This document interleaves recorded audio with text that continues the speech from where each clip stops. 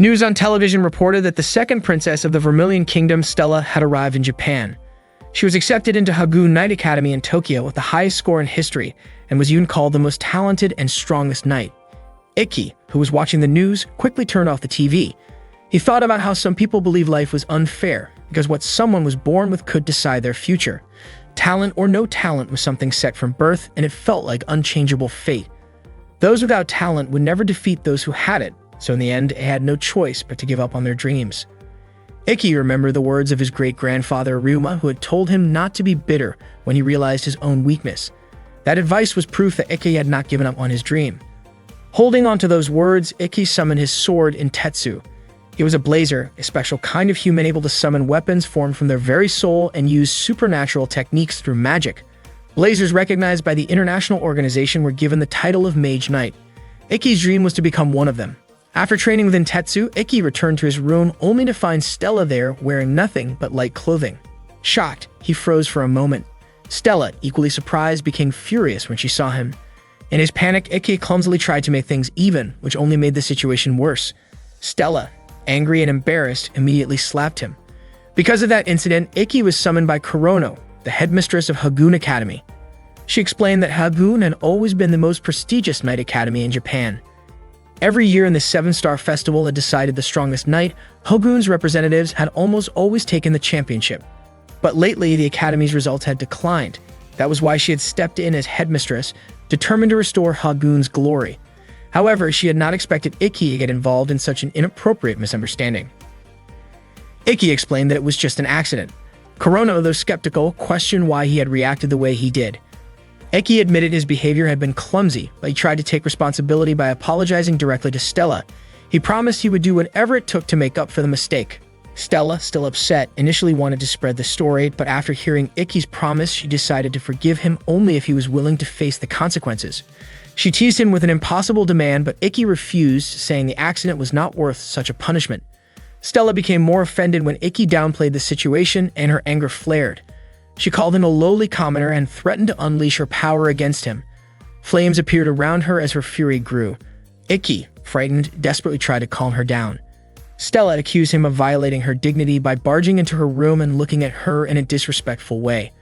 Cornered, Ikki blurted out that he had looked at her because he was genuinely captivated by her beauty. Hearing his honest words, Stella was caught off guard. The flames around her fizzled out and she blushed in embarrassment. She wondered how Ikki could casually say such a thing. Ikki, meanwhile, insisted that the room was actually his own.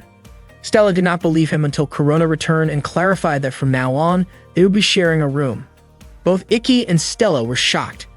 Aki questioned why an A-rank student like Stella had to share a room with him, a Class F student. He admitted that the techniques he could use were limited to low-level physical enhancements, and his magic power was average at best. In other areas, his ability was at the lowest level in the academy. Kurono explained that this was why Ikki was nicknamed the worst one, the weakest student in Hagoon. The reason he and Stella were paired together was simple. There was no student weaker than Ikki, and no student stronger than Stella. Stella asked what would happen if more misunderstandings came up between them. Kurono pointed out that Hagoon had other cases of male and female students sharing rooms, so if they could not accept it, they were free to leave the academy. Stella reluctantly agreed to the arrangement but set 3 strict rules for Ikki. He was not allowed to talk to her, look at her, or even breathe near her. Ikki was dumbfounded, especially by the last rule, but Stella explained she did not want him invading her personal space. She even said he could sleep outside the room if necessary, which led to more bickering between the two. To settle things, Kurono reminded them that knights solved conflicts with their swords. She proposed a sparring match where the winner would decide the room's rules. Akai thought it was a fair and reasonable idea, but Stella was certain that a failing student from Class F could never beat her. Ikki, however, believed that anything could happen in a match, especially since he had trained tirelessly up to this point. Stella agreed to the duel, but she raised the stakes. The loser would have to serve the winner. Aki protested that it was going too far, and eventually they reached an agreement. Kurono declared that the duel would take place in 1 hour. Stella really could not understand why she had to face Ikki, who claimed he had worked so hard. She remembered how her mother once told her not to train too much, but little Stella had said that her small country needed a powerful magic knight, and she promised to control her strength. Stella was very confident that she could defeat Ikki in the match. As Stella walked toward the arena, the students around her were talking about it. They were surprised that the great Stella was about to fight the one known as the worst one. Kurono herself did not expect Ikki to finally agree to the duel. Ikki's goal was to win the 7-star festival because if he could win it, he would be able to graduate even with poor grades, just as Kurono had once explained to him. Ikki was certain Stella would also join the festival, which meant sooner or later he would have to face her. Kagami, a member of the school's magazine club, even showed up to take photos. When Stella entered the arena, she mentioned that she knew Ikki was not allowed to join sparring classes because his ability was below the minimum standard. She advised him to stop dreaming of becoming a magic knight. Even though Stella's words had some truth to them, Ikki refused to back down from the match. He believed that hard work could surpass talent. Those words reminded Stella of someone she had defeated in the past, someone who claimed that being beaten by a gifted person meant effort did not matter, something Stella strongly disagreed with. The match was about to begin, and Kurono explained that the purpose of training battles was not to hurt opponents but to fight until the other could no longer continue. The devices used were set in training mode. As soon as the battle began, Ikki summoned his sword in Tetsu, while Stella brought out her blazing weapon, Levitin. Both of them charged at each other. Stella explained that the fire from her sword burned at 3,000 degrees Celsius, and if it hit, the risk was life-threatening. She swung her sword toward Ikki, but he quickly dodged. Even Nene, who was watching, was surprised by the intensity of the duel. Throughout the match, Stella kept attacking, but she did not expect Ikki to block her strikes so consistently. She praised his defensive technique. Ikki admitted he was struggling and pointed out that her swordsmanship showed she was not only gifted, but also someone who had worked hard. Stella appreciated his observation but was certain that her techniques could not be read so easily. At that moment, Ikki stopped one of her attacks. Stella was shocked to see that he could mimic her movement after observing it only once. The truth was that nobody had ever trained Ikki, so he had taught himself by carefully analyzing others. By studying deeply, he believed he could understand techniques to their very core and eventually surpass them. That was Ikki's style of swordsmanship. Stella attempted to feint, but Ikki calmly said that her swing was too slow and he easily blocked it. He even recognized that the move was not part of her usual sword style and advised she should not rely on tricks. His counterstrike landed, and for a moment, the students thought the fight was already over. Stella stood back up, however, and this time she poured her magic into her weapon. She explained that she knew Ikki's Intetsu would not be able to hurt her unless she fought him with her sword. Stella admitted that if she fought Ikki using only her swordsmanship, everyone would realize she was not just talented but also trained with dedication. Still, she decided to acknowledge that if she won, it would be because of her magic. With that, she resolved to face Ikki with her full power. Ikki, who had long accepted that he lacked natural talent as a magic knight, refused to step back. Stella then unleashed her full power, Cafeteria Salamandra. Ikki, meanwhile, focused on his own secret technique, always thinking about how the weak could defeat the strong. He called it Itoshura. When Stella launched her strike at him, Ikki suddenly moved with blinding speed, dodging the attack. Stella was stunned by how fast he had become, as if his magic had spiked all at once. In truth, Ikki had poured all of his magic into a single burst, focusing every drop of his energy into 1 minute. That was his original noble art. With that, Ikki's blade reached Stella, knocking her down. His belief was simple. To overcome the strong, the weak had to push themselves beyond human limits. Soon after, Ikki himself collapsed from exhaustion. Kurono then announced that Ikki had won the match. The entire audience was left in shock. Nene, watching with a smile, commented that the upcoming selection tournament was definitely going to be exciting. After Stella regained consciousness, Kurono came to see her in the student infirmary. Stella admitted that it had been a long time since she had felt the sting of defeat. She asked how Ikki was doing. Kurono explained that the technique of releasing all energy within a single minute could only be used once a day, which meant Ikki must have been far more exhausted than Stella. Curious, Stella asked what had actually happened. A student like Ikki should not have been ranked at level F. Kurono explained that rankings were determined only by a blazer's raw ability scores, so skills like swordsmanship or martial arts were not considered in the evaluation. Because of that, the system at the time did not favor Ikki's strengths. Stella was still puzzled about how Ikki could end up repeating a year. Kurono told her that there were many difficulties, or rather, the kind of simple but unfair problems that often showed up. Ikki had faced that unfair system over and over, but he never gave up and continued to train his abilities with conviction. Earlier, Stella had once said that she wanted to study abroad because staying in her home country would not help her grow. Because of that, Kurono suggested that she follow Ikki's example so her time in school would not be wasted. Later, Stella returned to the room and saw Ikki fast asleep. She gently touched his back. It was the first time she had ever touched a boy's back. Suddenly, Ikki shifted in his sleep and his body pressed down on Stella's hand. She carefully tried to pull her hand away, holding herself back from making any noise. As she noticed Ikki's shirt slightly open at the stomach, a brief thought crossed her mind to reach out, but she quickly held herself back. Remembering how Ikki had once seen her in an embarrassing situation, she wanted to even the score, so she lightly placed her hand on his stomach. The moment she touched him, Stella felt a strong surge of energy flowing from him. Surprised, she muttered to herself why she had even done that in the first place. To her shock, Ikki suddenly woke up and asked what she was doing. Startled, Stella screamed in embarrassment. After that, Stella sincerely apologized to Ikki. She admitted that she had judged him too quickly, and that if she had tried to understand him beforehand, she probably would not have lost the way she did. She openly acknowledged her defeat.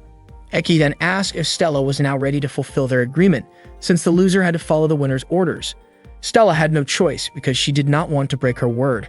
With frustration, she said that she would follow any order from Ikki. Ikki, amused by her expression, laughed. To Stella's surprise, Ikki's order was nothing more than asking her to become his roommate because he wanted to be closer to her. Stella's face turned bright red when she heard such a straightforward request. Ikki told her he would cancel the arrangement if she was uncomfortable with it, but Stella quickly stopped him. She said she would go along with it, insisting that she was only carrying out his order. Still flustered, Stella asked Ikki to call her by her real name. From that moment, the two of them agreed to be good friends. Shizuku was Ikki's younger sister. One day, she realized that even in their peaceful world, there was still a cruel fate. Ikki, the brother she loved so much, suffered because of it. No one in their family cared about him. One morning, Ikki and Stella were out jogging together. For Ikki, running 20 kilometers every morning was just part of his routine.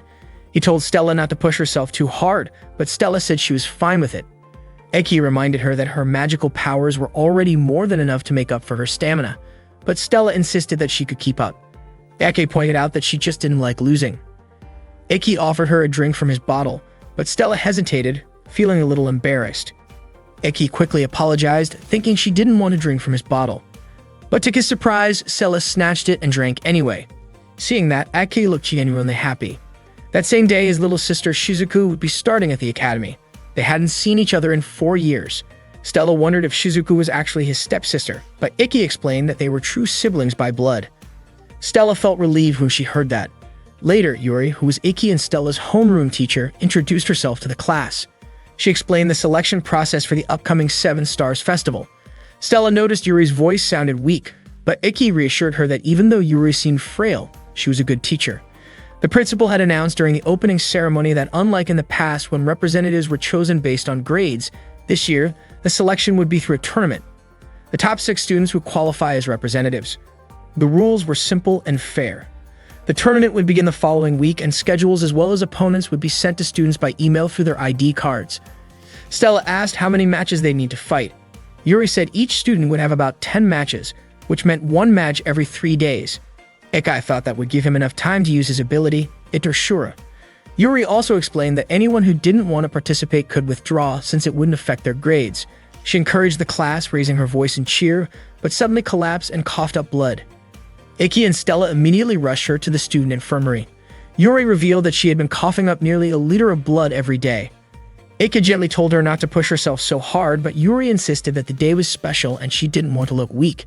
Ikki confided to Stella that the only reason he was admitted into the academy was because Yuri had given him the chance.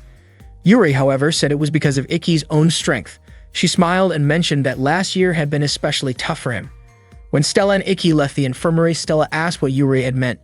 Ikki explained that Yuri was talking about how he wasn't allowed to join regular classes before. In the past, there had been no minimum requirements, but things had changed since then. Just then, the girl ran up and hugged Ikki. Stella was shocked and scolded him, but Ikki insisted he didn't know her. The girl introduced herself as Kagami, one of Ikki's juniors, and said she was a huge fan of his. Stella was clearly annoyed. Kagami praised Ikki for how strong he had looked in a recent match. She said she planned to start a newspaper club and wanted to feature him in the first issue, asking if he'd agree to an interview. Ikki looked embarrassed and said he wasn't really that impressive. Stella, irritated, said Ikki had already become popular at the start of the semester, so he might as well accept the interview. After that, she walked away. Kagami happily said she already had a headline idea for his article. Ikki asked her to talk about it later. Ikki then ran after Stella. On the way, he spotted Shizuku. She came over and greeted him warmly. Other students recognized her as the second-ranked student in the academy. Ikki admitted he almost didn't recognize her after so long, and he apologized for making her wait. Shizuku said she had been looking forward to meeting him again. and in front of everyone, she suddenly kissed him. Stella was stunned, and Kagami quickly took a picture, planning to use it as news material. Afterwards, Shizuku said she had wanted to see him for years. Stella, visibly upset, demanded to know what Ikki was doing, but Ikki was at a loss for words. Shizuku explained that kissing was simply a way of showing affection, usually between couples, but she believed that siblings who shared a deep bond could also express it. She added that in some countries, a kiss was considered no different from a greeting. Stella shouted in frustration that in her country, siblings would never do such a thing. Kagami chimed in, saying that in some other countries, it actually was normal. Ignoring the argument, Shizuku explained that she just missed Ikki deeply after 4 years apart. Ikki, however, reminded her not to say things that could be misunderstood. Shizuku leaned in as if to kiss him again, but Stella quickly pulled him back. She was confused as to why Ikki wasn't stopping her himself. Shizuku then asked why Princess Stella was interfering with a private moment between siblings. Stella and Shizuku kept arguing about the matter until Shizuku finally asked what kind of relationship Stella had with Ikki. Stella claimed that Ikki was her master, and that she was his servant. The students around them were shocked to hear that, while Kagami became overly excited about the scandal that would surely make it into her school newspaper. Shigen already had a catchy headline prepared for the story. Ikki immediately denied Stella's claim, but Stella insisted. She explained that after Ikki won their sparring match, he gave her an order like sharing the same bed with him. Hearing that, Shizuku turned to Ikki and asked if it was true. Ikki didn't deny it, since he and Stella really did sleep in the same bunk bed. Shizuku then declared that she would free Ikki and summoned her weapon, Yoi Shiger. Ikki tried to stop her, but Shizuku calmly said that she was confident she could defeat Stella since her element was water, while Stella's was fire. Ikki reminded her not to use a device in that place, but before he could say more, Stella accepted the challenge and activated her weapon, Leviatine. Ikki was frustrated that Stella was going along with it, but Stella fired back, mocking Shizuku's device as being too simple, just like her chest. Shizuku refused to back down and retorted that Stella's chest and her weapon were both flashy but lacked substance. The two of them exchanged insults until they finally launched attacks at each other. Because of this reckless behavior, they were punished by being forced to clean the school toilets. Normally, using a device either inside or outside the school was strictly prohibited unless permission was granted. Kurono explained that under normal circumstances they should have been suspended, but since it was only the first day, they would instead be punished with 1 week of clean toilets. Both Stella and Shizuku promised not to repeat their mistake. They were only allowed to go home after finishing the cleaning, and since there were 27 women's toilets in total, it took them a long time. Even while scrubbing, the two of them continued trading snide remarks. Shizuku told Stella to stay away from Ikki, but Stella flatly refused. She said it was impossible for her to stay away from Ikki since they shared a room. Shizuku insisted that Ikki would always belong to her, no matter what Stella tried to do. Stella countered by bringing up the fact that Shizuku had kissed Ikki on the lips. Shizuku defended herself, saying that there were things only siblings could truly understand, and that Stella would never be able to feel what Ikki felt. She explained that Stella could never understand Ikki's pain of being treated like he did not exist. Stella was left shocked and confused by Shizuku's words. Shizuku then left, telling Stella there was nothing she could do. When Shizuku returned to her dorm room, she was greeted by her roommate, Nagi. Meanwhile, Stella was still troubled by Shizuku's words. Not long after, Ikki entered the room and asked what she was doing there. Stella said she had been waiting for him because she wanted to train together. Ikki assumed Stella was too tired to practice, but Stella handed him a bottle of water that he had left behind. Then Stella suddenly asked Ikki if he had really been treated as if he did not exist. Ikki was startled by the question and accidentally spat out the water he was drinking. He guessed Shizuku must have told her and admitted that he had wanted to share that story with Stella anyway. Ikki explained that he once looked up to someone named Ryuma, his great-grandfather, who was a national hero that led Japan and won a past war. The Kurogen family produced talented blazers in every generation, but not him. Because of this, his family treated him like he was nothing. He was never even invited to family gatherings. One New Year's Day, Ikki could no longer take it and left the house. The weather turned bad, and he became lost. For a moment, he was ready to give up on life, but then he realized how pathetic it would be to end like that. At that moment, Ryuma appeared before him. Ryuma understood Ikki's pain and told him to hold on to his frustration, because it was proof that he hadn't given up on his dreams. He reminded Ikki not to become the kind of man who gave up just because life was unfair. Ryuma said that humans were beings without wings, but they could still reach the moon. Those words truly saved Ikki. From then on, Ikki resolved to be like Ryuma. He wanted to someday meet someone who had suffered like him and pass on those same words. But in order to do that, he had to grow stronger, strong enough to be a true knight like Ryuma. Since no one was willing to train him, Ikki trained himself. Thinking back on it, he realized the Kurogane family never wanted failure like him to become a knight, so they pressured the school to impose a minimum ability requirement for classes. This became a rule under the former principal, specifically to stop Ikki from ever graduating from the academy. Luckily, Corona replaced the principal, though Ikki still believed the unfair treatment would continue. Stella, however, was certain that Ikki would never give up, no matter how much he suffered. She admitted that she had once felt the same way as well. Stella then asked Ikki to correct what he had said that morning when he claimed Stella hated to lose. Ikki nodded and changed his words, saying that neither of them wanted to lose. Hearing this, Stella smiled warmly at him. Meanwhile, Shizuku shared her thoughts with Nagi. She told him how much she cherished her older brother because of his kindness. Even after Ikki ran away, her feelings toward him remained the same. Shizuku realized how harshly her family had treated Ikki, so she decided to give him the affection he deserved directly from her. Hearing this, Medi smiled warmly. Shizuku apologized for talking too much even though she had just met Nagi. Nagi noticed that Shizuku was a shy person who disliked being around others, and he realized her family situation had only made things worse. Nagi admitted that he had once met someone similar to Shizuku. He reassured her that he didn't mind listening to her stories and even hoped she could see him as an older brother. Shizuku smiled at his kindness. That evening, Stella was preparing dinner while Ikki was taking a bath. Without warning, Stella entered the bathroom, which surprised Ikki since she was dressed in only her undergarments. Embarrassed, Ikki asked why she came in like that. With hesitation, Stella explained that she wanted to help wash his back because she considered herself someone who should support him, and she thought of it as her responsibility. Ikki tried to refuse, saying he never asked for such a thing, but Stella insisted. She began helping him wash, and Ikki's face turned red as he tried to stay composed, especially since she was sitting so close. Stella then asked if Ikki liked women's bodies, catching him off guard. She mentioned that she had noticed his flustered reaction earlier when Kagami had accidentally bumped into him, and she also realized that Ikki had been sneaking glances at her. Feeling guilty, Ikki apologized and admitted with a red face that he did feel attracted. Instead of being upset, Stella teased him, closing the distance between them, which left Ikki even more nervous. However, in the middle of this, an awkward accident happened. Her eye strap came loose. Stella only realized it after it slipped, and when she noticed how close she was to Ikki, she became overwhelmed with embarrassment. As Ikki turned his head toward her, Stella panicked and scolded him. When Ikki saw the fallen bra on the floor, he froze, realizing what had happened. Stella's face burned with embarrassment, and in her flustered state, she lashed out by slapping his cheek before shouting in frustration. That day, Ikki and Stella were training together, crossing swords to sharpen their skills. Afterward, they took a break and started talking. Stella mentioned that she had received an email from the academy, and her opponent would be Momotani from the third-year class. Ikki admitted that he had seen Momotani fight before, and the device he used was a rather unusual armor. Stella asked Ikki not to tell her anything about it, since she was the type who disliked looking up information on her opponents. She wanted to treat it as practice, in case she ever faced an unfamiliar blazer. Ikki agreed, since there were times when not knowing an opponent's level of skill was part of the challenge. Stella then said that researching an opponent's strength, as Ikki often did, was also important. Suddenly, Ikki smiled. He was surprised that even though he and Stella often disagreed, they still managed to get along well. Stella's face turned red, and she felt really embarrassed after Ikki said that. When the bell rang, Ikki invited Stella to head back to class. Stella, looking nervous, shyly asked Ikki out on a date.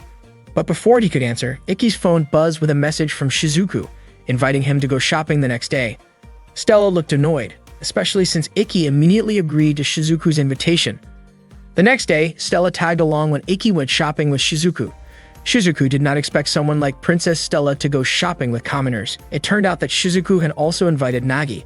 Stella explained that it was Ikki who invited her after she had said she wanted to learn more about Japan. Shizuku pointed out that Stella should focus more on learning proper manners and how to read the situation. Not wanting to lose, Stella countered that she did come along after reading the situation, since she would not let Ikki go off with his flirty little sister. Nagi then introduced himself as Shizuku's roommate, saying that Shizuku had asked him to keep her company while shopping. Ikki found Nagi's appearance surprising. Nagi explained that while he was a man by nature, his heart was more like that of a woman. As Ikki and Nagi talked, Stella and Shizuku kept watching them. They seemed worried that Nagi and Ikki might get too close. Nagi even thought about teasing Ikki a little, but Shizuku quickly pointed her sword at him, putting a stop to it. That day, the group took a train and headed to the shopping district. Stella was happy to be there. At one point, Iki asked if Shizuku's outfit looked a bit too flashy. Shizuku admitted that it was Nagi who had dressed her up. When Stella saw Iki and Shizuku holding hands, she scolded them. Shizuku was confused, saying that it was nothing more than sibling contact. She reminded Stella that she and Iki used to walk holding hands all the time when they were younger. Stella secretly wished she could hold Iki's hand too, but Shizuku teased her, saying that if someone held hands with the opposite sex who was not family, it looked like she had special feelings for him. Stella's face turned bright red and she quickly denied it, saying she was only Iki's servant. Shizuku told her that she did not need to hold Iki's hand anyway, and then invited Iki to go eat with her. Stella grew furious, calling Iki both clueless and a siskan. Meanwhile, in the mall's security control room, guards were about to change shifts when something suspicious happened. At the same time, Iki and the others were eating ice cream at a cafe that Nagi had recommended. Stella was surprised that Nagi knew so much about good spots. Shizuku explained that Nagi was very knowledgeable about fashionable clothes and good food. Aki wiped some cream off Shizuku's face so her nice outfit would not get stained, and he tasted it without thinking much. Shizuku's face turned red and she was left speechless. Nagi realized that while Shizuku could act bold, her defenses were surprisingly weak. Shizuku admitted she had been caught off guard because Iki did it so suddenly. Unexpectedly, Stella smeared her face with cream and showed it to Iki, clearly wanting him to wipe it off like he had done for Shizuku. But since she had smeared too much, Iki went off to get a towel instead. Shizuku called Stella an idiot, and Nagi laughed, finding Stella's silly side rather cute. Back in the control room, an intruder entered and took out the security guards. At that moment, Iki and Nagi happened to be in the restroom. Iki was surprised to see Shizuku opening up to Nagi, since she was usually shy, easily irritated, and not good at dealing with strangers, especially men. Iki was grateful to Nagi for being friends with her. Nagi replied that Iki was exactly as Shizuku had described him, strong and caring. Suddenly, Nagi heard footsteps and covered Iki's mouth to keep him quiet. Two intruders working for Bishu burst into the restroom, with one of them even firing a gunshot. After making sure no one was inside, they left. Thanks to Nagi's magic, both he and Iki managed to stay hidden. Afterward, they returned to the restroom and found a mask left behind by the two criminals. Iki suspected that the mall they were in was being robbed. Nagi suggested they find out more, activating his device called Darkness Hermit. With it, Nagi could manipulate shadows and move through them. Together, he and Iki made their way to the security room, where they found the unconscious guards, most likely drugged by the intruders. Iki immediately reported the situation to Kurono. By then, the case had already made the news since a visitor had managed to escape and notify the police. Kurono told him that the police were surrounding the area. Iki wondered who the culprits really were. According to Kurono, it was just a gang of criminals with one blazer among them. They were also demanding a huge ransom. Akai thought that if money was all they were after, the case should have been easy to handle. According to Kurono, it seemed that the criminals were not only after money. She was certain the police would need the help of Iki and Nagi, so she allowed them to use their devices. Akai thanked her, and Kurono reminded him not to act recklessly. At that time, the criminals were holding several people hostage in the mall, including Shizuku and Stella. Stella called them cowards for targeting women and children. Shizuku whispered a plan to Stella and asked her not to act until she had finished preparing. In the crowd, a mother was crying and begging the criminals not to hurt her child. The one leading them, Yoken, shoved the woman to the ground. A young boy threw his ice cream at Yoken, asking him to leave his mother alone. Yoken insulted the boy and pushed him away before pointing a gun at him. Just as he pulled the trigger, Stella moved quickly. She used her flames to melt the bullet before it could reach the boy. Yoken fired several more times, but the shots had no effect against Stella's Empress dress. Stella calmly explained that she had no intention of fighting them and only wanted to speak to their leader. Yoken ignored her and kept firing until another man stepped forward. The man was Bisho, their boss. He ordered Yoken to lower his weapon. Bisho immediately recognized Stella as the second princess of the Vermilion Kingdom. He greeted her politely and even scolded Yoken for threatening the hostages. Yoken apologized but tried to justify himself by saying the boy had attacked him with ice cream. Bisho coldly remarked that the boy's behavior was the fault of his parents. Then, to everyone's shock, he pointed his gun at the boy's mother, claiming she had committed the crime of failing to teach her son proper manners. Stella's patience snapped. She activated her device, realizing too late that Bisho had been trying to provoke her from the start. Still, she had no choice but to fight. Bisho drew his own device, the Judgment Ring, and blocked her flames. With a single counter, he managed to knock Stella down. He explained that his weapon worked through a system of judgment and punishment. The ring on his left hand absorbed his opponent's attacks as sins, while the ring on his right hand released them back with multiplied force as punishment. Stella quickly realized she had been struck by her own power reflected against her. Bishu mocked her, calling her noble for risking her life to protect strangers. Then, with a twisted laugh, he demanded that Stella humble herself before him if she wanted to save the hostages. Stella refused to give up, and Bishu burst into loud laughter at his own cruelty. Ikki, furious, wanted to rush in, but Nagi stopped him. Nagi reminded him that acting recklessly could put everyone in greater danger. Meanwhile, Stella's resolve hardened, and though Bishu thought he had broken her, she stood strong. At the same time, Shizuku was secretly casting a spell. Nagi reassured Ikki, telling him to trust his sister, since she was one of the Academy's best magic users. Sure enough, Shizuku managed to quietly create a barrier around the hostages, keeping them safe without the criminals realizing it. Bishu eventually noticed that Stella wasn't the only blazer present. He ordered his men to open fire on everyone. Yokin and the others obeyed, but their bullets bounced harmlessly off Shizuku's magical shield. Confident now, Shizuku believed Ikki would finish the fight. Ikki drew his device in Tetsu. Bishu and his men spotted him standing above them and tried to shoot him down, but none of their bullets could hit him. Ikki declared Itoshura, focusing all of his strength into his sword. He knew that if Bishu's left hand made contact first, his attack would be neutralized, so Ikki moved with precision, leaping into the air and spinning to confuse Bishu's aim. In an instant, Ikki closed the distance and slashed with lightning speed. Bishu's left hand was severed by the strike. This was Ikki's seventh secret technique, Reiko. Bishu screamed in pain. Ikki explained that his sword was faster than Bishu's eyes could follow, leaving him unable to defend. He added that Bishu's suffering was nothing compared to what Stella had endured because of him. Not long after, Nagi revealed himself. Bishu desperately tried to order his subordinates to attack again, but it was already too late. Stella had already defeated them. Ikki suddenly hugged Stella and her face turned red from the unexpected embrace. He quickly apologized, and not long after, Shizuku arrived, bringing Stella a change of clothes. She was surprised that Stella had charged forward without a plan, but she admitted that Stella's actions were still something to be praised. Stella, in turn, complimented Shizuku for protecting everyone. Just then, Ikki's strength weakened and the others grew worried. He explained that it was the side effect of Itoshura. Out of nowhere, a woman who had been hiding among the crowd of hostages revealed herself as one of Bishu's subordinates and took control of the situation. She demanded that they release Bishu.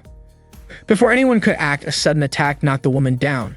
Stella couldn't understand where the strike had come from. A man appeared, saying he hadn't intended to steal someone else's moment of effort. Nagi was confused because he hadn't sensed this man's presence at all. Ikki, however, recognized him right away. His name was Shizuya. With a confident smile, Shizuya remarked that he didn't expect Ikki to still be attending school. Soon after, the police arrived and arrested Bishu and the others. The girls quickly gathered around Shizuya, praising him as if he had been the one to defeat the villain. Seeing that, Stella grew irritated, and Shizuku quietly agreed with her. Ikki approached Shizuya to thank him, saying that thanks to him, everyone was safe. Shizuya responded that it was only natural to protect those who couldn't protect themselves, but then asked Ikki if he still planned to become a knight with such limited strength. Stella immediately grew defensive and demanded Shizuya stop talking that way, but Ikki gently held her back. Frustrated, Stella declared that Ikki was stronger than Shizuya. Shizuya laughed at her words, finding them amusing, and teased her by saying it seemed she already saw Ikki as a cool and admirable guy. He went on to remark that Ikki should have told her the truth, that he had once withdrawn from a match because he was unwilling to face him. Shizuya then told Ikki to check his email, revealing that he was Ikki's first opponent in the upcoming tournament. With pride, Shizuya introduced himself as last year's representative of the Seven Stars Festival and said he hoped Ikki wouldn't back out this time. Stella grew even more annoyed by his arrogance. The selection tournament for the Seven Stars Festival began with Stella facing a student nicknamed the Heavy Tank, whose name was Momotani. Momotani used a device shaped like armor called Goliath, and his signature move was Heavy Charge. The students cheered loudly when the match started, encouraging Momotani to defeat Stella. Stella reminded everyone that this was a real match, not just training, and warned Momotani that taking a direct hit here would hurt much more than during practice. She advised him to think carefully before fighting. After hearing her warning, Momotani decided to surrender, which made Stella the winner. After her match, Stella went to take a shower, where she overheard Shizuku and Nagi talking. Shizuku mentioned that there was nothing impressive about Stella's earlier match because her opponent had simply been too weak. When Stella came out of the bathroom, she admitted that Shizuku was right. It turned out that not only Stella but also Shizuku and Nagi had won their respective matches. Suddenly, Kagami appeared, praising them for their victories. Kagami's sudden entrance startled Stella, causing her towel to slip. Embarrassed, Stella tried to cover herself with her hands. Curious, Nagi asked who Kagami was. Kagami introduced herself as a member of the newspaper club and said she aspired to be a professional journalist. Nagi guessed that Kagami probably heard a lot of rumors around the academy. Shizuku clarified that Kagami was a journalist, not a gossip chaser, though she admitted that she often picked up on rumors as well. Nagi, instead of being put off, wanted to get along with her since they both enjoyed hearing such things. Meanwhile, Ikki was watching match footage on his laptop when Stella came over to see him. He congratulated her on her victory earlier, having already heard the result through an email. Stella noticed that Ikki had been rewatching the same video repeatedly and wondered why. Ikki explained that he wanted to study the timing of the attacks. Stella revealed that the move in question used an ability called the Invisible Area. It did not only hide a person's form, but also their scent and presence, making it a perfect camouflage. That was the frightening ability of the device Oborozuki. Stella admitted she disliked the idea of defeating opponents without ever revealing oneself. Ikki believed that if the user of Oborozuki ever faced Stella, he would likely back off immediately, since a long-range fighter like her could counter such an ability. He pointed out that while people called that kind of fighting style the hunter, Stella thought it was more fitting to call such a person a coward. She realized, however, that for Ikki, such an opponent would be especially challenging. She asked if he would really be alright going up against someone with a device like that. Ikki asked if she was worried about him. Stella, flustered, denied it, saying only that she did not want him to lose to someone like that. Ikki assured her that he already had a plan in mind and was confident in his victory. Stella smiled and encouraged him. Determined to figure out a way to defeat Shizuya, Ikki continued to train. While exercising, he ran into Nagi, who asked if it was true that Ikki had been attacked by Shizuya in the previous year. Ikki explained that back then, the Kurogen family had close ties with the former principal, and they kept trying to push him out of the academy. Because of that, Shizuya began targeting him. At that time, Ikki was banned from attending classes since his ability scores were ranked too low. Shizuya had challenged him to a fight, thinking that if Ikki could hold his own, the teachers would be forced to acknowledge his strength. However, Ikki refused because he had no intention of fighting him. Shizuya continued attacking him relentlessly, but Ikki never fought back. If Ikki had activated Intetsu, it would have meant he had taken the provocation, and even dodging might have been seen as resisting. Instead, he chose to stand still without fighting back, and because of that, he avoided punishment. Nagi then asked what Ikki would do if things did not change this year. Ikki said he would keep working to prove himself even if it took years of repeating the same efforts. Nagi commented that such strength could be called endurance, the ability to carry burdens within the heart. He explained that normally when endurance reached its limit, the heart would scream. But Ikki seemed unable to hear those cries anymore, which was why he could remain calm and keep smiling. Nagi hoped that someday someone would be able to hear the silent cries of Ikki's heart. Before his next match, Stella invited Ikki to watch another battle with her, but he declined, saying he needed to head to the waiting room and focus on his own match. Shizuku noticed that his shoelaces were still untied and reminded him to fix them, while Nagi wished him luck and told him to be careful. At the tournament registration, Nene appeared and praised him. She explained that most high school students usually use imitation devices, which was why many of them withdrew from the selection tournament once they realized it followed official match rules, where the stakes were serious. Ikki said he had been waiting for the chance to compete in an official match, so he felt no hesitation. Nene was impressed, and Ikki recognized her immediately. Every student knew that Nene was the demon princess of the KOK Top League. He also knew she was an old friend of Kurono's and had returned as a part-time instructor that year. Nene leaned casually against him and playfully suggested the idea of a private lesson together later that night. Suddenly, Kurono approached Nene, catching her off guard. She instinctively hid behind Ikki. Kurono questioned why Nene, who was supposed to serve as the commentator and overseer for the third match, was lingering there. Nene admitted that she was bored with the previous match, and Kurono promptly pulled her back to her designated spot. 30 minutes before Ikki's match, he focused intently on preparing himself. He could hardly believe that he had finally reached his first official match. Years of patience and perseverance had led him to this moment. Confident that he would not lose, he waited for the time to arrive.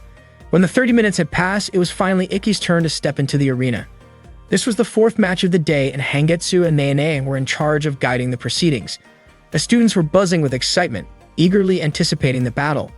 The first contestant to appear was Shizuya, a student from Class C who had previously represented his class in the Seven Stars Festival during first grade. The crowd erupted in cheers at his arrival. Opposing him was Ikki, a Class F student who had recently defeated Stella in a practice duel. Shizuya arrogantly expressed disbelief that Eke had dared to show up for this match, claiming he would easily crush him. Without hesitation, Shizuya activated his Oborozuki device, manifesting as a bow, while Ikki readied his Intetsu device in the form of a sword. Ikki concentrated fully, but Shizuya mocked the intensity of his gaze. Despite being reminded that the match had officially begun, Shizuya continued taunting him for appearing impatient. Then, Shizuya activated the invisible area, causing both of them to vanish from sight. The arena now resembled a dense forest, with the environment itself adding to the challenge. 04. As arrows flew from every direction, Ikki managed to deflect them. Suddenly, he noticed a rip in the air and realized that he had located Shizuya. With a swift strike of his sword, he landed a successful hit. The invisible area could not conceal the physical trajectory of Shizuya's arrows, and Ikki followed the paths they left behind. The chase led them up into the trees. Shizuya could not believe that Ikki was serious about defeating him, while Ikki remained determined to prevail. Shizuya laughed at Ikki's resolve. Ikki prepared to accept Shizuya's attacks, confident he could block them. Shizuya then disappeared and began launching invisible strikes. Ikki could not avoid these attacks initially and wondered how Shizuya was able to execute them. Shizuya explained that he did not rely on cowardly shortcuts. This year, the invisible area could fully conceal the arrows until they struck the target. One arrow hit Ikki, causing him to stumble. Hangetsu was shocked by Shizuya's strength, clearly surpassing last year. Nagi grew increasingly concerned, and Shizuku noted that Ikki's plan might be in jeopardy. Stella questioned why Ikki had not used his techniques immediately. Knowing that this would be the ideal moment, Shizuku observed that Ikki's fighting style focused on analyzing the opponent, though Sato criticized it as a waste of time. Nagi, however, reasoned that Ikki was not careless but simply too nervous to seize the opportunity.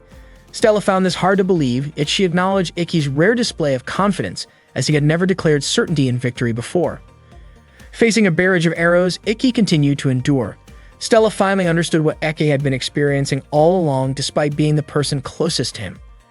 Shizuya called for Ikki to engage fully, mocking him and claiming that the headmaster's decisions were too heavy for someone like him.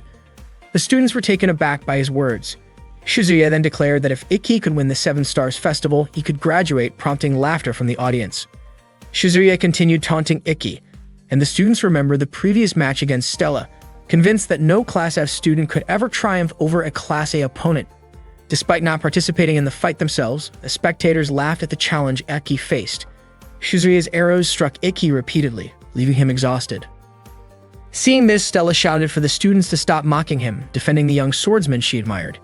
She encouraged Ikki not to give up, expressing that she preferred to see him fight with determination and wanted him to appear strong in her eyes. Inspired by her support, Ikki stood up and clenched his fists, silently thanking Stella for her encouragement. Shizuya, noticing Ikki's reaction to the female cheers, laughed at him. Ikki took a deep breath to regain focus, perplexed at his fixation on tracking Shizuya's arrows. Shizuya planned to target Ikki's mind while he was in a state of happiness.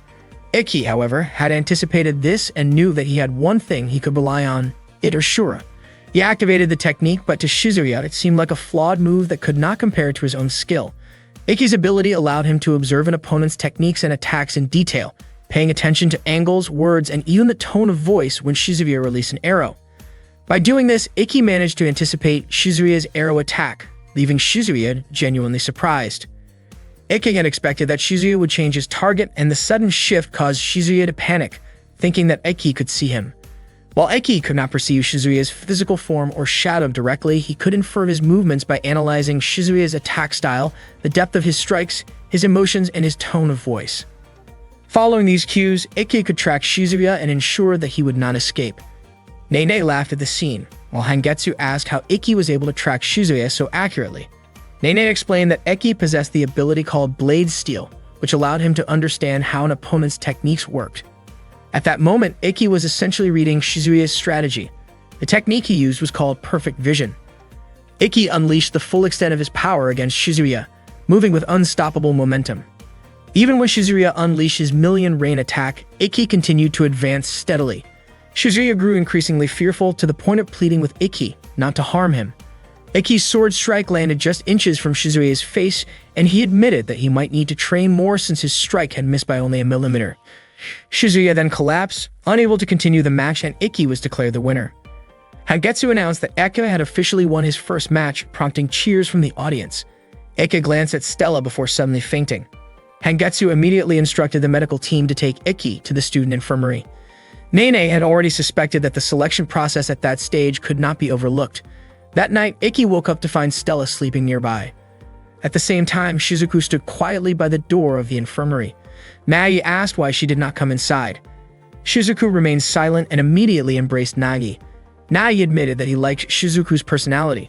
Soon after, Stella woke up and felt embarrassed, lightly hitting Ikki because he had seen her sleeping while drooling. Ikki apologized for causing her concern. He confessed that he also had feelings for Stella and felt grateful to have met her. Stella became flustered, realizing that while she admired Ikki, her admiration was more for his courage and determination rather than romantic feelings. Ikki understood this, yet admitted that he had wanted to express his feelings. Stella called him straightforward, noting that only Ikki could be so honest. She asked him to close his eyes and then gently kissed his cheek. Stella reassured him not to misunderstand her actions, explaining that she had genuinely wanted to do it. She admitted that her feelings in that moment matched Ikki's, and he hugged her tightly.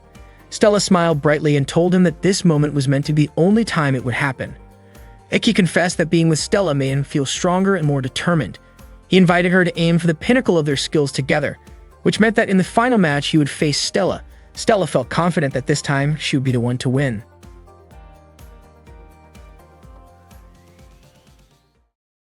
That day, Stella was training alone, still thinking about Ikki ever since that night when they hugged.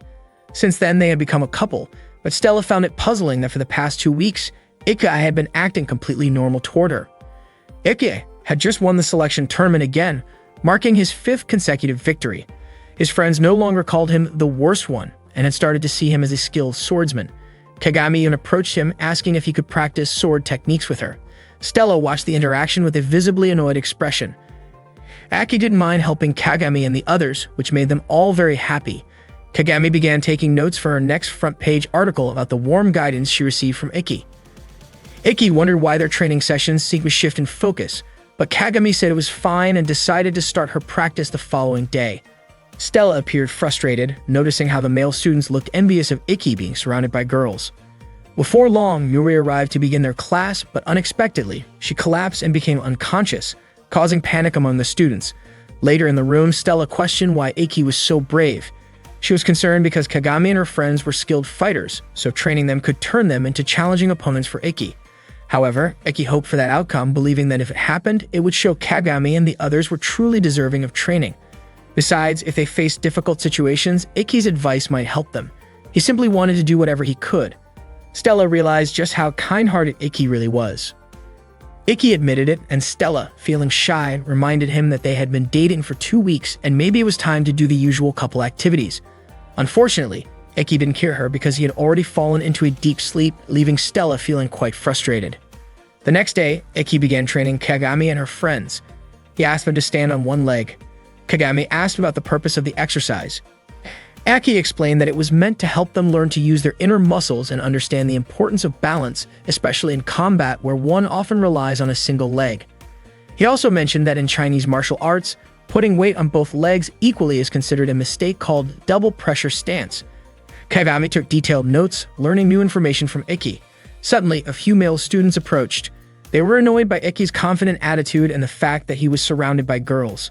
They activated their devices without Ikki realizing who they were. Kagami asked what they intended to do. They wanted to teach Ikki a lesson and tried to surround him, but Ikki skillfully handled the situation quickly and efficiently, neutralizing the threat. One student, scared, attempted to use a device, but Ikki easily stopped it. He approached the student, who became so frightened that a simple tap from Ikki caused him to kneel. Ikki reminded everyone that using devices on school grounds without permission was forbidden. Unexpectedly, the students apologized to Ikki. Kagami was surprised by their attitude. They admitted that they were simply jealous because Ikki was strong and popular among the girls. They also wanted to become strong and respected like him. They begged Ikki to train them, and he agreed, immediately instructing them to start practicing right away. The male students even began calling him Master Teacher.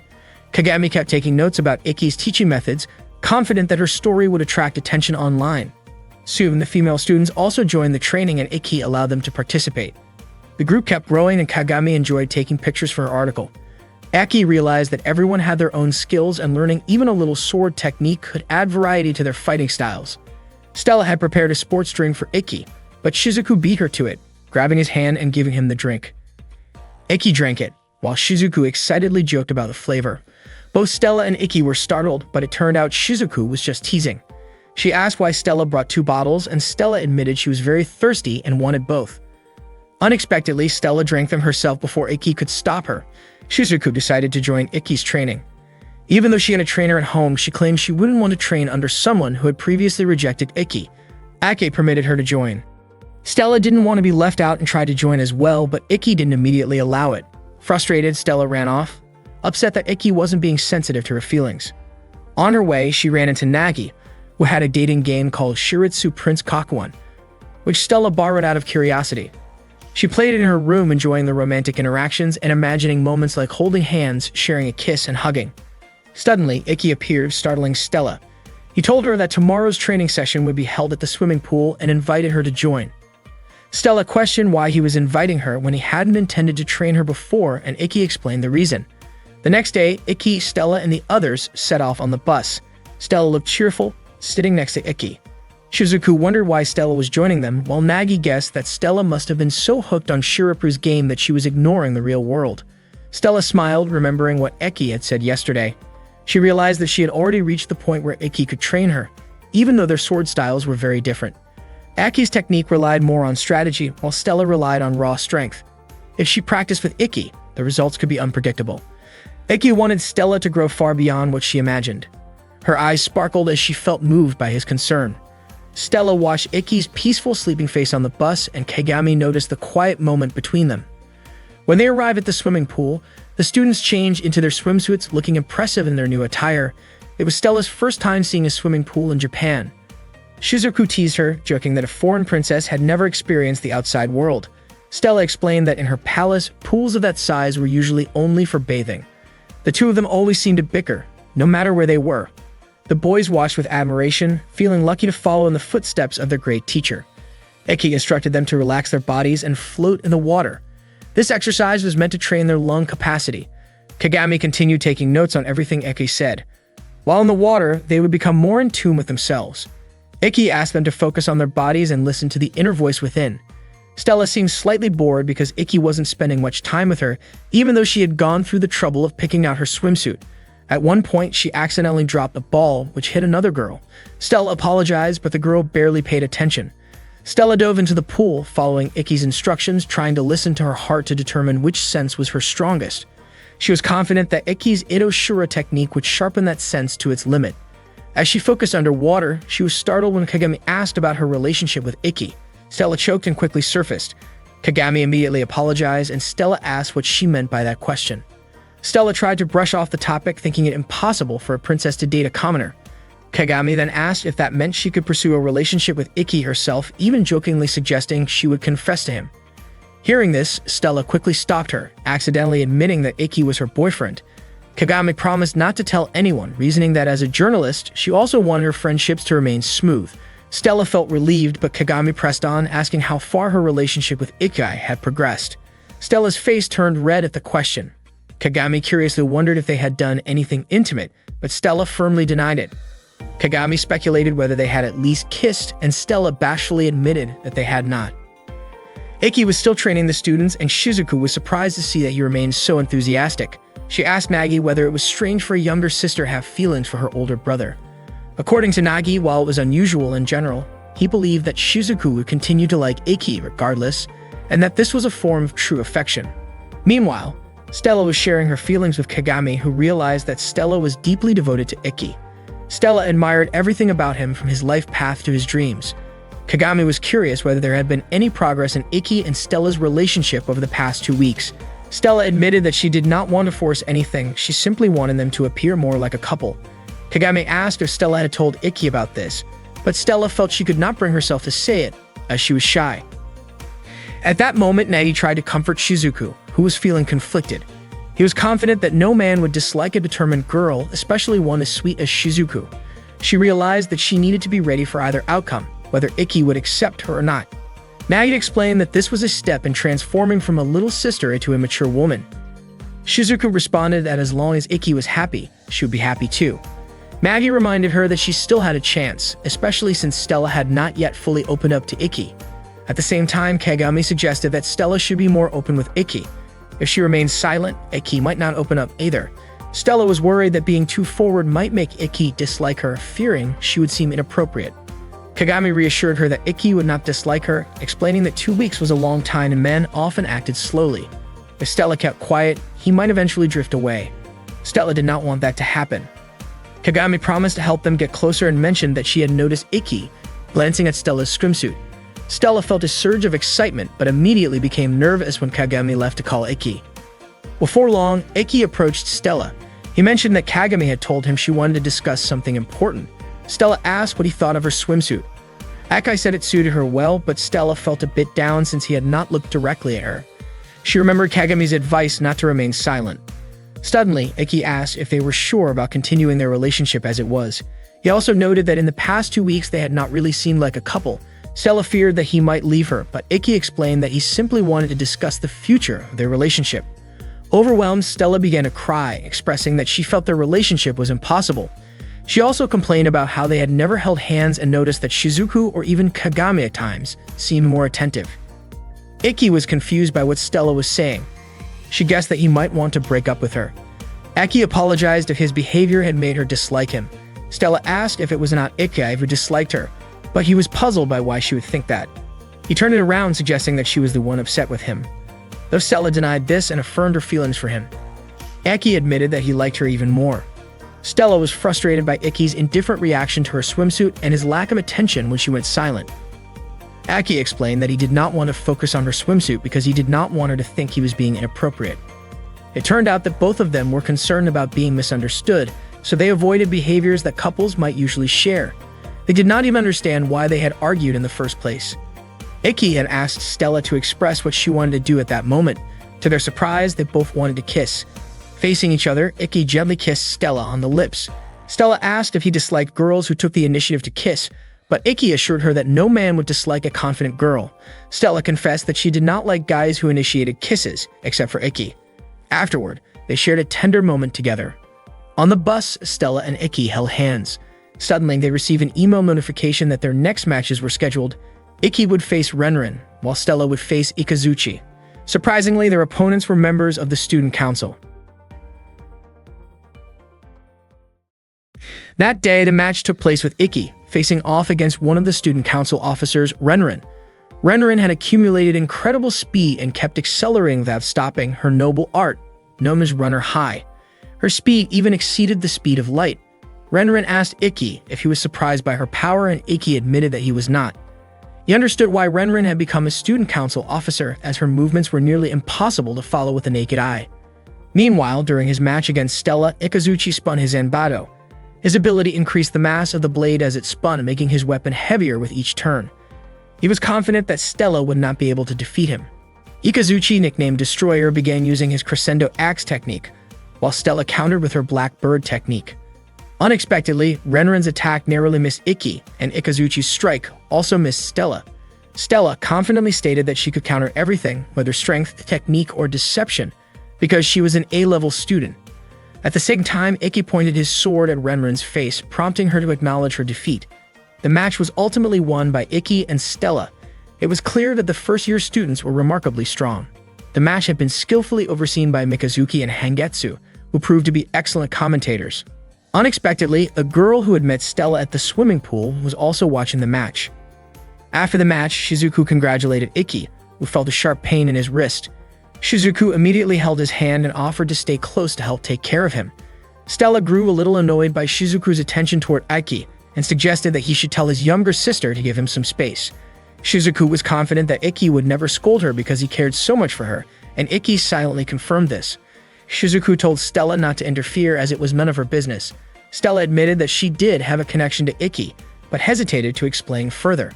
Suddenly, Navi asked how long Ikki would allow a certain person to follow him. Ikki realized that someone had been tailing him, a girl hiding behind a tree. Neither Shizuku nor Stella had noticed the stalker, and Stella even suggested that this person might have been the one who placed a razor in the mail.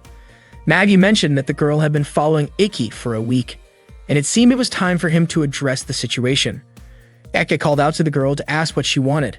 Surprised, she stepped out from her hiding spot. Stella felt that the girl's face looked familiar. The girl, nervous and stammering, asked them not to misunderstand her and accidentally stumbled into a small pond. They took her to the student infirmary. She introduced herself as Ayatsuji Ayase, a third-year student. She spoke haltingly, embarrassed to meet a boy's gaze. Upon hearing her name, Iki asked if she was related to Ayatsuji Kaido. Ayase confirmed that Kaido was her father. Aki had already suspected this from the bamboo sword mark on Ayase's hand. Stella asked if Nagi knew who Kaido was, but Nagi did not. Shizuku explained that Kaido was a talented swordsman, nicknamed the Last Samurai, who had won many prestigious championships, including the Tenryu Gozen, Tozei Toitsu Tournament, Musashi Cup, and Juven Tournament. Kaido was highly skilled but not widely recognized because he was not part of a formal organization. When Iki was a child, he had studied swordsmanship by watching recordings of Kaido's matches and had been thrilled to meet Kaido's daughter. Aki asked why Kaido's name rarely appeared in the media. Ayase explained that her father was recovering from an accident during a match. She was delighted to hear that someone as strong as Iki admired her father. Shizuku asked why Ayase had been following Iki. At first, she suspected it might be for improper reasons, which caused Stella to react emotionally. Ayase quickly denied this, explaining that she had only wanted advice from Iki. She had been training in the Ayatsuji sword style on her own and hadn't been making progress because she didn't know how to communicate properly with a boy. That was why she had been following Iki. Iki was surprised that she had spent a whole week thinking about how to approach him. Ayase apologized to Iki, who smiled and invited her to practice swordsmanship together. During their practice, Iki noted that Ayase's stances were solid. She had not forgotten the basic movements, but her motions remained varied and at a high level. When one of her strikes came close to Iki's neck, he asked her to stop. Iki then asked if she meant that she hadn't progressed because she could not match Kaido. Ayase admitted this. No matter how fast she moved, she could not reach Kaido's speed, even though she had learned his movements perfectly. Aki explained that trying to imitate Kaido had actually hindered her growth since their bodies and muscle structures were different. The higher the level of the person Ayase tried to imitate, the more obvious the differences became. Ayase noticed this and praised Iki for his skills. Akana had a method to correct Ayase's movements, but he advised that if Ayase was proud of using a sword technique identical to Kaido's, it was better not to force any changes, because once a sword style was altered, it was almost impossible to return to its original form. Ayase earnestly asked Iki to train her to become stronger, and Iki agreed. He instructed Ayase to take a stance. To guide her posture, he adjusted her leg positions. Ayase was surprised, and her face turned red at the contact. Stella could not help but be surprised by Iki's actions. Iki explained that he was only making minor adjustments by moving her feet a few millimeters and told Ayase to focus on feeling the difference while remembering the corrected positions.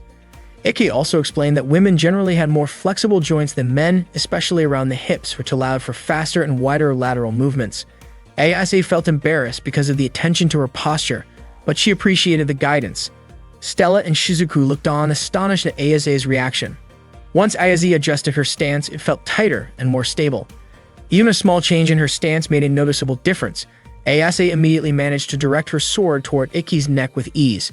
Stella and Shizuku acknowledged the improvement. Ayase had shifted the center of her movements from her arms to her lower body. She was thrilled as she had struggled with this for a long time and Iki had made it seem easy. Ayase admired Iki's mastery of sword techniques, while Stella appeared slightly jealous of their closeness. After the training session, Iki apologized for the unexpected contact, but Ayase felt reassured, noting that his strong hands reminded her of her father's. Iki was surprised that his hands had been complimented. Ayase expressed admiration for Iki's dedication, clarifying that her feelings were purely respect and not anything else. Stella asked Shizuku if she felt jealous seeing Iki guide Ayase so closely. Shizuku considered Iki's actions as purely instructional and supportive, not flirtatious. She believed that as long as it made Iki happy and the person was trustworthy, she would approve. However, Shizuku felt there would be no one like her in that regard. Stella was surprised by Shizuku's maturity despite her small stature. Shizuku, in turn, teased Stella for being physically developed but still somewhat childish. Meanwhile, Ayase asked Iki to continue her training the next day, confident that she could grow stronger under his guidance. She was determined to pass the selection for the 7-Star Festival tournament. That night, before going to bed, Stella asked Iki how it felt to guide Ayase's posture so closely. Aki admitted he could not easily explain it. Stella reached out her hand and Iki took it, reassuring her that he was only helping with training. Stella admitted she was worried about misunderstandings, but Iki emphasized that his feelings were only for her. The next day, Ayase practiced sword techniques with Stella. who admitted that Ayase's movements were impressively fast. Ayase thanked her for the support. That evening, Ayase treated Iki and Stella to dinner at a cafe, expressing gratitude to Iki for training her daily. Iki lightly scolded Stella for eating too much, but she explained that eating too little made her feel sluggish. Ayase was surprised that Stella could maintain a slim figure despite her hearty appetite. Ayase reflected that training with Iki was helping her gradually approach her father's level, though Iki reminded her that it was thanks to her own hard work, and that she would understand this fully in time. Ayase also felt determined that she still had challenges to overcome to reclaim what was lost. Suddenly, a group of young men arrived and greeted Ayase, making her uncomfortable. Aki noticed and warned them not to bother her.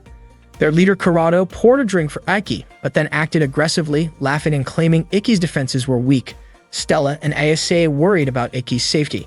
The commotion caused other cafe patrons to leave, and one staff member tried to call the police but was stopped by someone. Kurado admitted he enjoyed confronting sword enthusiasts and challenged Iki. Stella wanted to intervene, but Iki stopped her, assuring that it was unnecessary since the bottle had been thrown accidentally.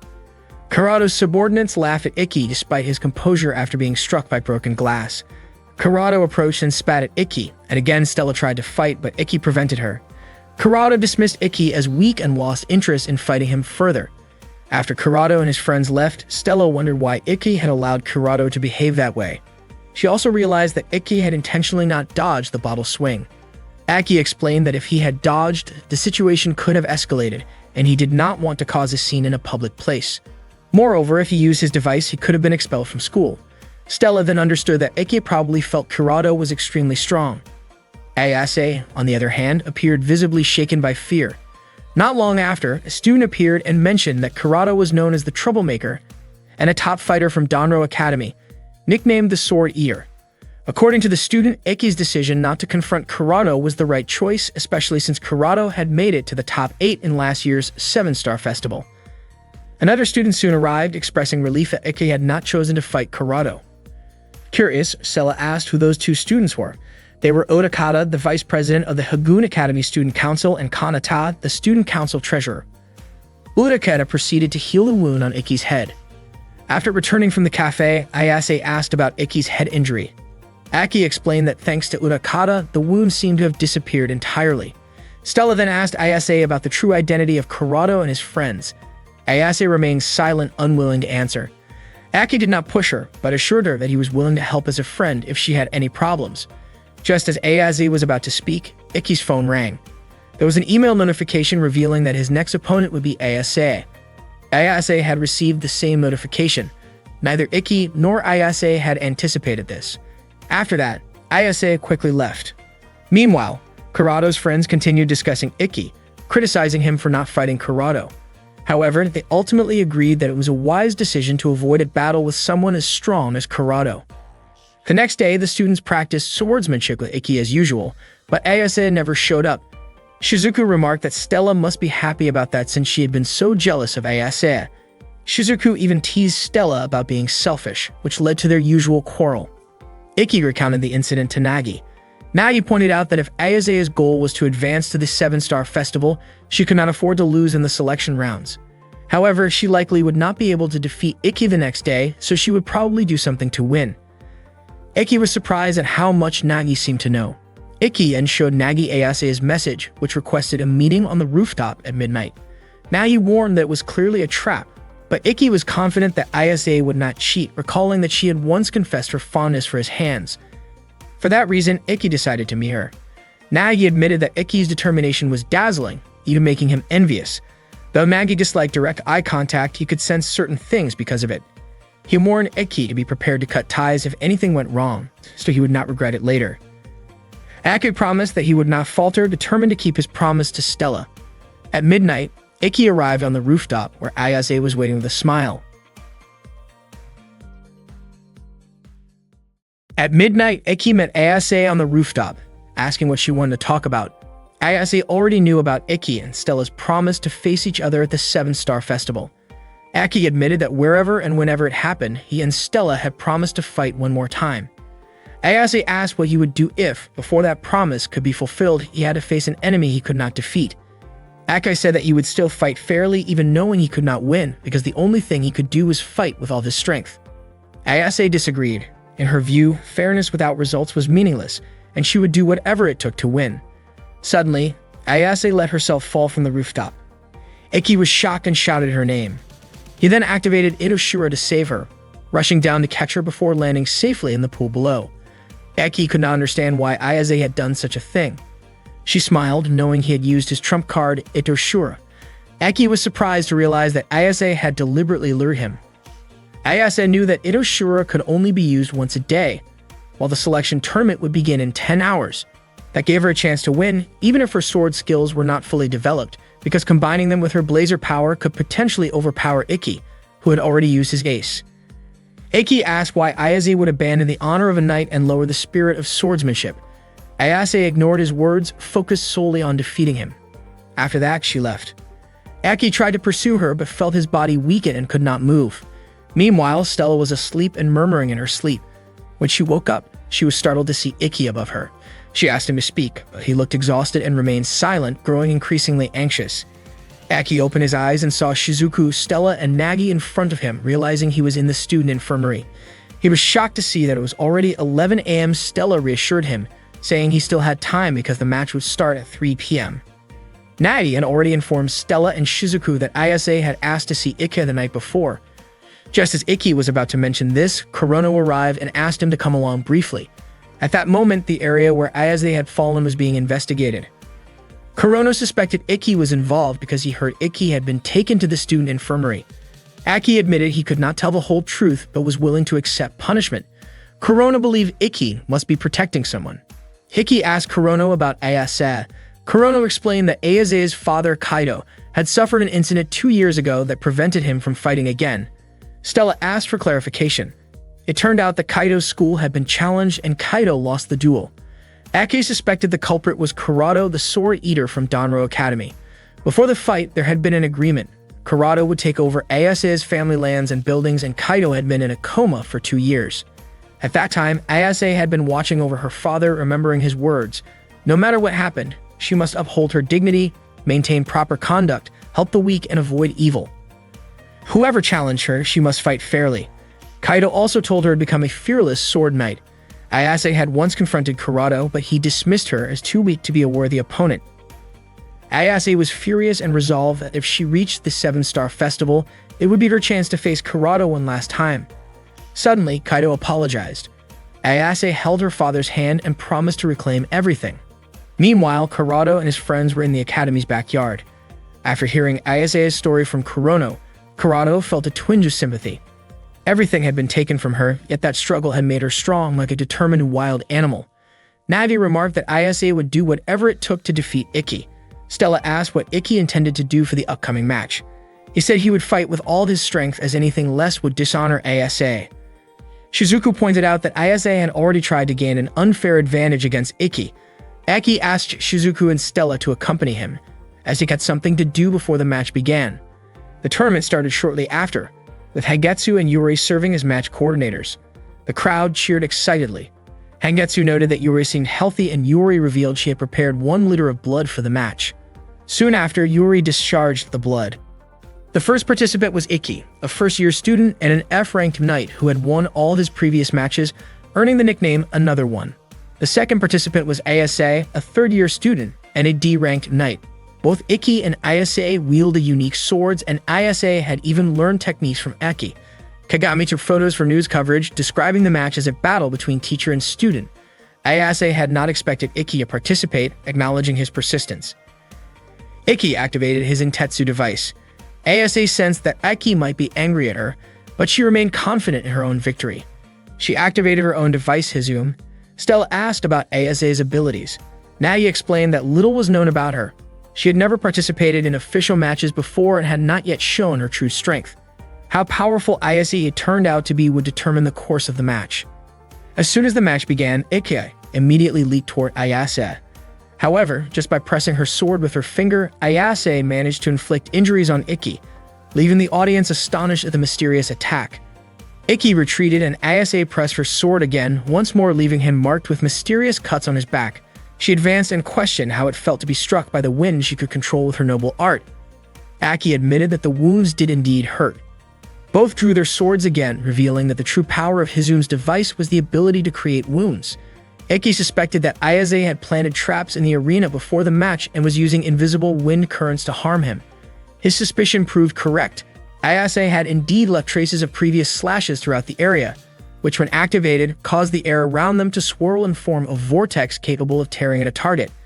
Aki realized that this meant the arena was filled with thousands of such traces, and Ayase was confident he could not escape her attacks as she advanced with her sword drawn.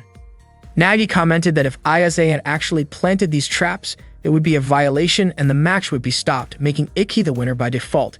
At that moment, Ayase ran toward Ikki, relieved that the referees had not noticed her trick. She wondered if he had figured it out. She attempted to lure Ikki toward one of the traps with her sword, but he successfully dodged, causing her to question whether he was aware of her setup. Ayase then tried to test him further by attacking his arm, leaving visible cuts. The attacks appeared mysterious, almost as if they were self-inflicted, as she manipulated the small openings created by Hizume's device. Ikki's vital points could have been in danger even from minor cuts. Ayase launched a rapid flurry of attacks, and Ikki could only defend while trying to counterattack, but she was able to hold him off. She activated the wind vortex to try to overpower him, but Ikki managed to resist. Shizuku noted that his defense was unusual and highly effective. Nagi acknowledged that Ikki was indeed skilled in close-range combat. Eventually, Ayase could no longer sustain her wind vortex attack, and Ikki began to understand her fighting style. Earlier, Ikki and Stella had consulted Yuri, who mentioned that Ayase might be breaking the rules. Surprised, Yuri nearly fainted and insisted that she would report any violations. However, Ikki asked her to overlook it intentionally, which shocked Stella. Yuri reminded him that any breach of rules would end the match and automatically make him the winner, stressing how important the tournament was. Ikki understood that losing even once could jeopardize his chances of advancing to the Seven Stars Festival. When Yuri pressed him for an explanation, he simply wanted to trust Ayase. He admitted that he could have chosen to sever ties with her to win, but that alone would not feel right. His conscience would not allow him to end their bond, so he requested permission to witness Ayase's determination until the very end. During the match, Ikki observed that Ayase's sword technique, movements, and breathing were all inconsistent. She seemed to have forgotten not only what he had taught her, but also some of her fundamental skills. No matter how hard she tried to act ruthless, her heart could not be deceived. When Ayase's mind wavered, her power faltered. She appeared frustrated at this observation. Ikki also pointed out that her pride was much higher than he had realized. Ayase explained that she had not doubted herself for the past 2 years. She believed that no amount of pride would matter if she lost, since dishonesty and ineffective effort would be meaningless. That was why she would use every possible means to win. She was determined that whatever happened, she would emerge victorious and reclaim everything. Hearing this, Ikki resolved to do only one thing: unleash his full strength to restore Ayase's confidence. He charged forward without using Itoshura. Ayase immediately activated her wind vortex to strike him, but Ikki effortlessly dodged. Ayase realized that Ikki was using perfect vision, so she had to attack faster because if she failed, she would not be able to defeat the sword eater. She tried to convince herself not to lose to Ikki. She focused her sword to create a swirling wind. Ikki leaped and attacked Ayase from one side, and she countered, but her strike missed. It turned out that Ikki was using his fourth secret sword technique, Shinkiro. Ikki attacked Ayase again, and she weakened and collapsed. Hengetsu remarked that Ikki's attack had decisively defeated Ayase. Nagi was surprised because even though Ikki had won, Ayase was not injured. Shizuku explained that before the strike, Ikki had switched his device to imitation mode, and she did not understand why he had done that. Stella said that Ikki's intention from the beginning had been to drain his opponent's energy because his goal was not just to win. At that moment, Ayase asked why Ikki had not hurt her. Aki explained that even without injuring her, she would not be able to continue fighting. Ayase refused to be underestimated and tried to stand, but she could not move her body. She began to cry and shout, wondering why this had happened. Aki said that when someone is powerless and wants to give up, the only thing that can lift them is their pride as a swordsman. He asked if Ayase still had pride within her soul. Ayase realized that this was the truth. She had been deceiving herself and admitted her defeat.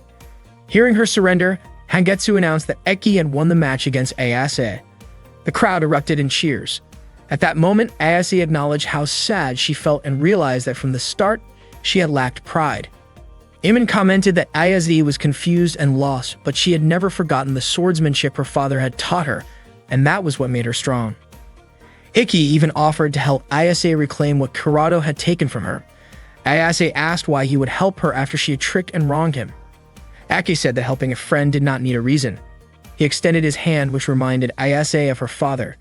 She realized that what she truly wanted was to become a great swordsman like him. Ayase grasped Iki's hand and cried wholeheartedly, asking for his help, and that was exactly the moment Ikai had been waiting for from her.